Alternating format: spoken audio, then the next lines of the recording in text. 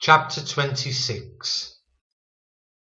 Then all the people of Judah took Uzziah, who was 16 years old, and made him king in the room of his father Amaziah.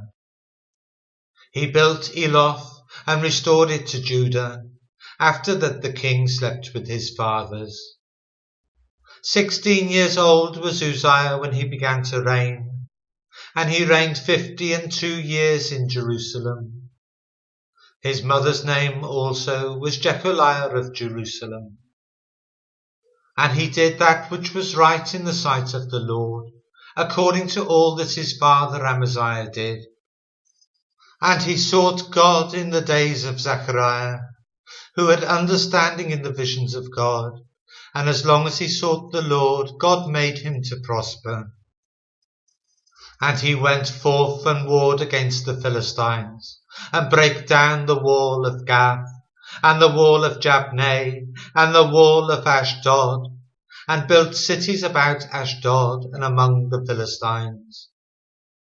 And God helped him against the Philistines, and against the Arabians that dwelt in Gurbaal, and the Mehunims. And the Ammonites gave gifts to Uzziah, and his name spread abroad, even to the entering in of Egypt, for he strengthened himself exceedingly.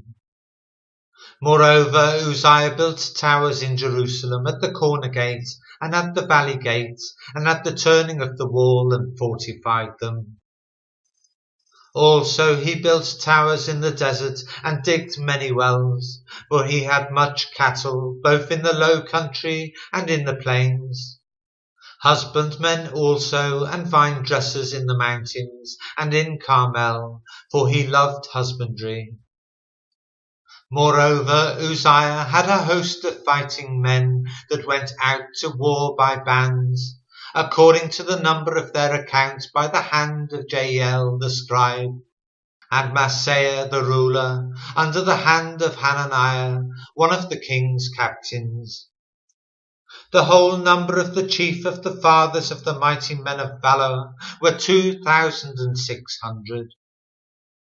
And under their hand was an army, 300,000 and 7,500, that made war with mighty power to help the king against the enemy. And Uzziah prepared for them throughout all the host shields and spears and helmets and habergeons and bows and slings to cast stones. And he made in Jerusalem engines, invented by cunning men, to be on the towers and upon the bulwarks, to shoot arrows and great stones withal. And his name spread far abroad, for he was marvellously helped till he was strong. But when he was strong, his heart was lifted up to his destruction. For he transgressed against the Lord his God, and went into the temple of the Lord to burn incense upon the altar of incense. And Azariah the priest went in after him, and with him 80 priests of the Lord that were valiant men.